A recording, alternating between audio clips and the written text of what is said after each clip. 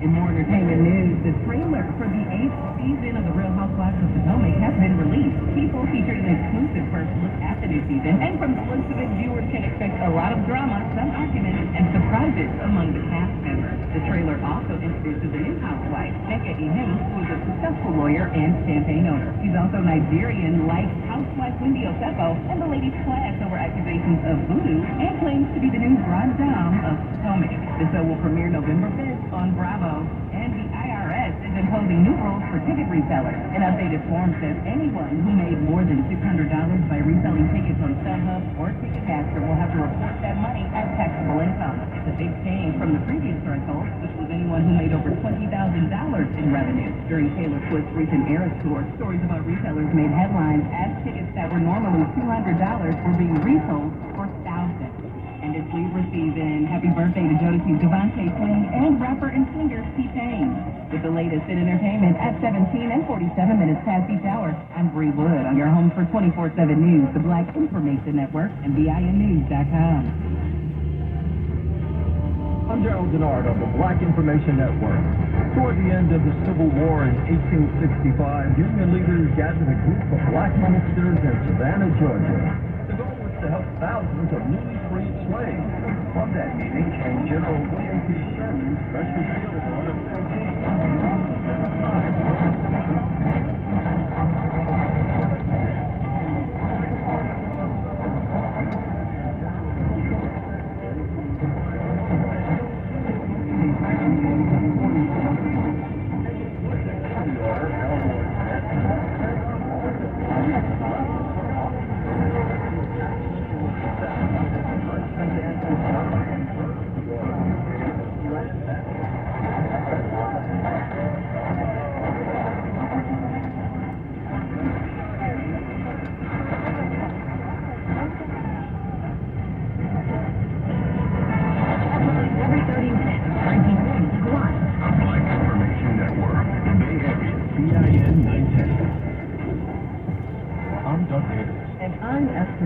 On your home for 24/7 News, the Black Information Network. Here are your top stories coming up. The latest on the remarkable arrest in the murder of Tupac Shakur. In Miami, Florida, officials want input on the best way to preserve the only beach for black people during segregation, and tributes are pouring in for California Senator Dianne Feinstein, who passed away at her home in Washington, D.C. Here's reaction from former San Francisco Black Mayor Willie Brown. She set the high standard that most of us will never be able to match in every category. She was better prepared. She was more focused on issues that affected the lives of people. Senator Feinstein was 90 years old. A Milwaukee, Wisconsin ambulance driver is breathing a sigh of relief. The driver crashed an EMS vehicle into parked cars, but is also thankful to be alive. Police say someone pulled a weapon on that driver following the crashes. 4 cars were damaged, One person whose car was reportedly hit approached the driver with a gun, but not all of the car owners were upset. This woman spoke to Fox 6 News and said she has a lot to be thankful for. I could have got angry, but it's so much is going on now in society that I'm so grateful that a life was lost.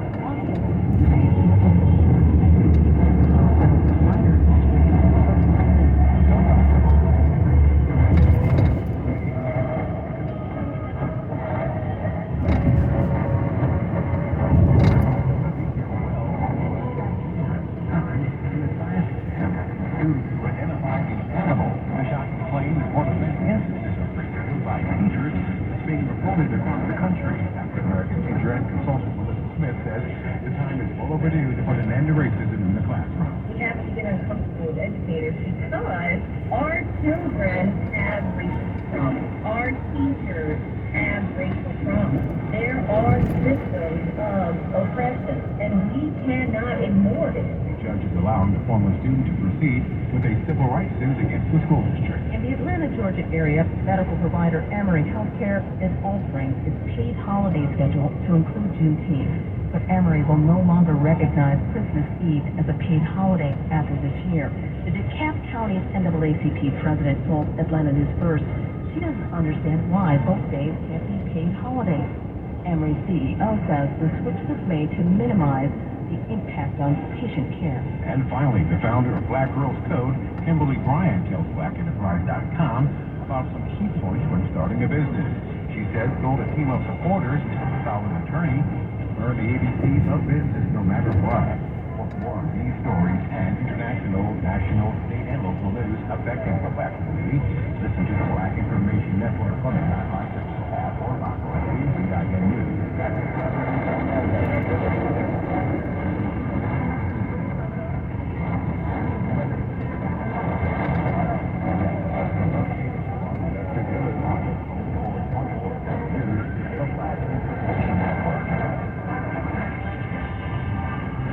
With the Bank of America Customized Cash Reward Card, earn 3% cash back on online shopping. Earn 3% for the virtual milestones phone. 3% for the shopping outside the bill. 3% for the welcome that you got from your delivery partner. Learn more at bankofamerica.com/customized cash. Trusted Black News. The Black Information Network. The Bay Area's BIN 910. Your money on the Black Information Network. Latinos from all over the country are gathering in Miami for the Latitude Conference as a part of Hispanic Heritage Month celebration. The Black Information Network sat down with financial expert Valeria Esparza Chavez from the Afro-Latino community to talk about why they are ranked among the highest in education but the lowest in homeownership. She helped us dispel some common myths. One of the myths that continues to persist is that a family has to have 20% of a down payment in order to purchase a home. And especially in this environment where we've seen in the last 10 years housing prices double. In the last year, over 20% of appreciation. That's great for Latino homeowners. But for those Latino families that are looking and have a goal to purchase a home,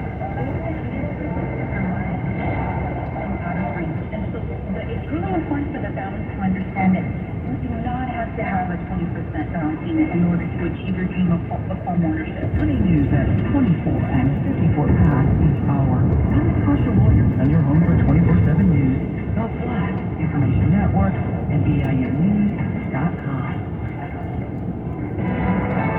Black News, Black Podcast. Get the Black Information Network. Bay Area, BIN 910. And I'm Doug Davis on your home for 24/7 news, the Black Information Network. In Chicago, families of two children are shaken up after two separate shootings. NBC Chicago reports a 14-year-old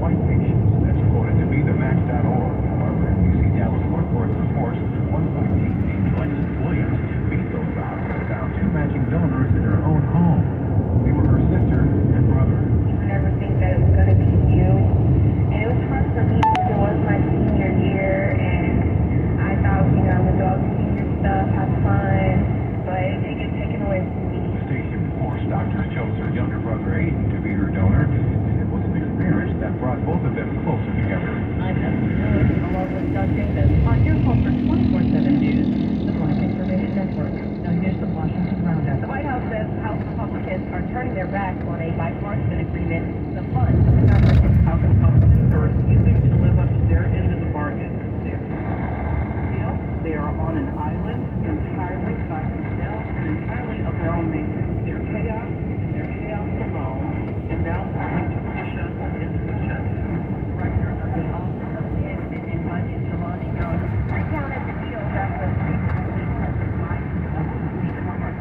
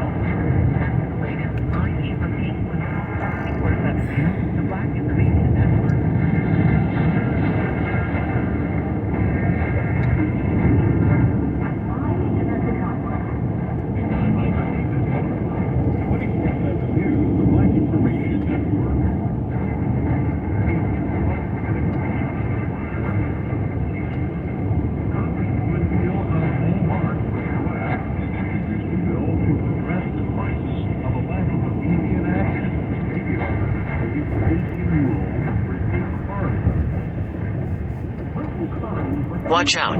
Vehicle on shoulder ahead. Minnesota, where the black congresswoman tells me black women and girls make up 7% of the population, but 40% of the missing and murdered. And sadly, Brittany Carney, back in 2013, was one of them.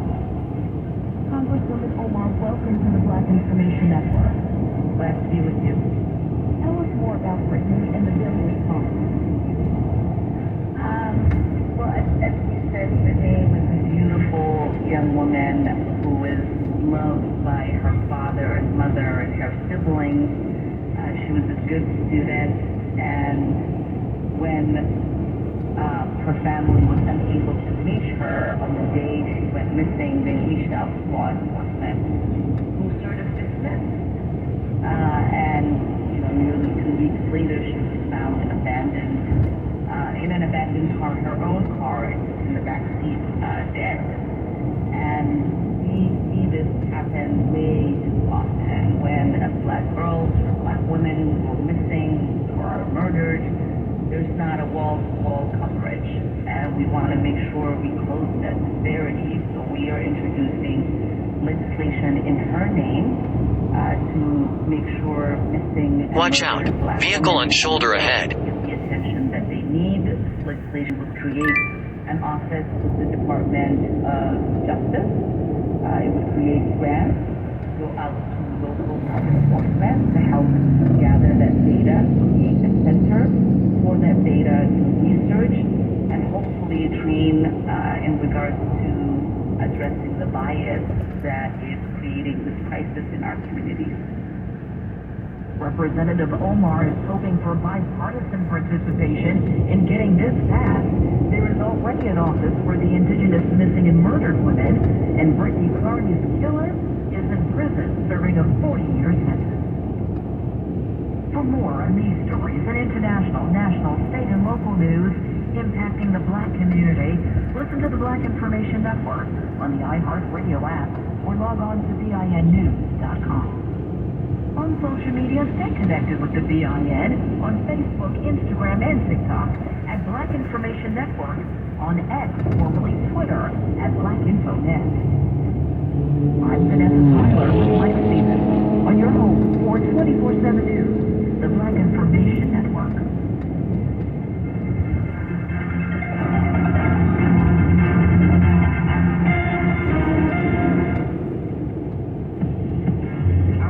What maybe you didn't know.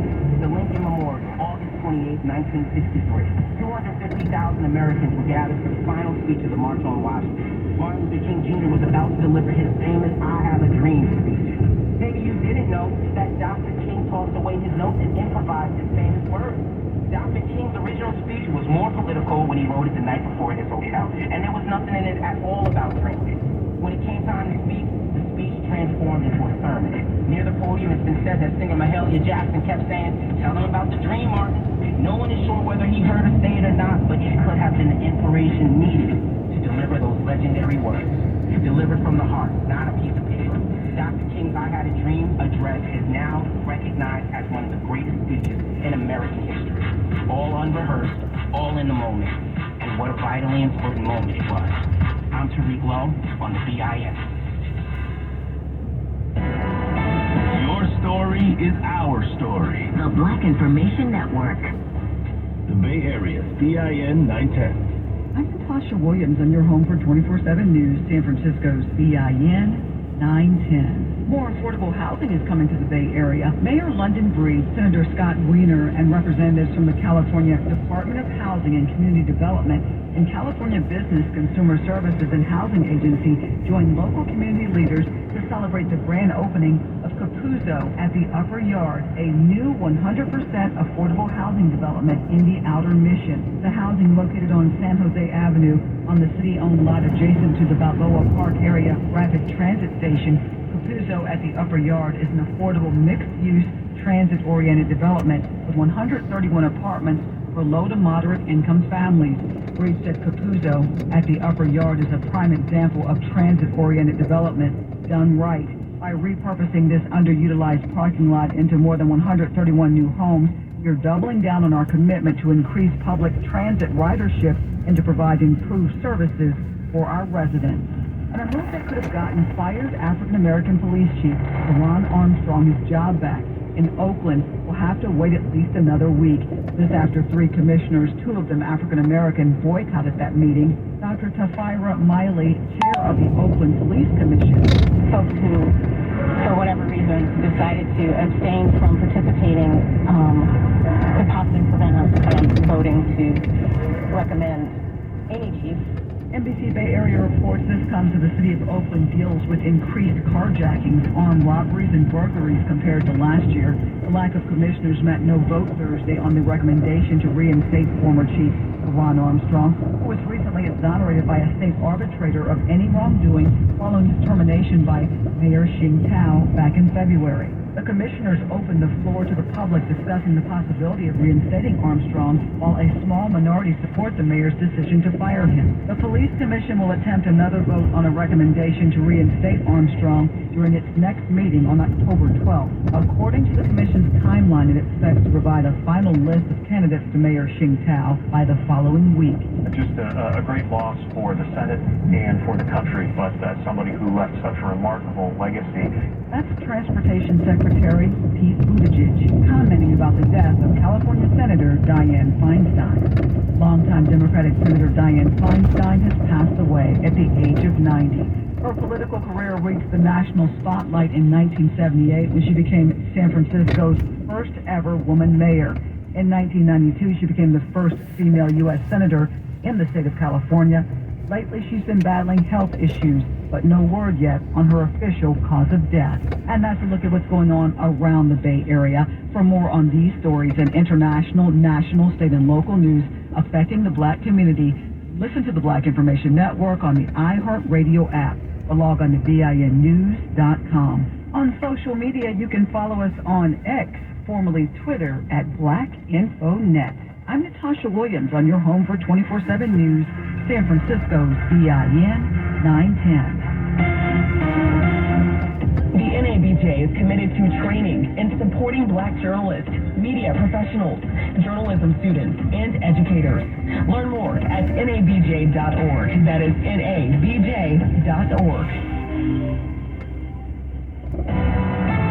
Because trust matters. The Black Information Network. The Bay Area's VIN 910. A special thank you to CVS Pharmacy, A proud founding partner who shares and supports the mission of the Black Information Network. In 1966, Huey Newton and Bobby Seale created the Black Panther Party to fight police oppression of blacks in Oakland, California. We have to understand that we're talking about our survival and nothing else. 2 years later, the party started the People's Free Medical Clinic to address systemic discrimination against blacks in hospitals and private medical practices. Because while discrimination was illegal, there was no enforcement. By 1970, all Black Panther chapters across the country were required to establish clinics. Trusted volunteer professionals staffed the free clinics and also trained community members as lab technicians, patient advocates, and community healthcare workers. The clinics primarily provided first aid and basic services such as childhood vaccinations and screenings with a later focus on sickle cell anemia, leading the U.S. Congress to pass the National Sickle Cell Anemia Control Act of 1972. By 1975, most of the clinics were shuttered due to years of intense scrutiny from government agencies. And that's a fact. I'm Big Sue on the Black Information Network. Approaching a railroad crossing. Walk to Save Black Men's Lives, an event at Friendship Baptist Church to provide health screenings and promote wellness in the Black community. 24/7 news from our perspective. Residents can now walk through the traveling pop-up museum for Black girls inside the Denver Pavilion. If it's important to our community, They're trying to shorten and dampen our numbers to cut off our resources. It's on the Black Information Network.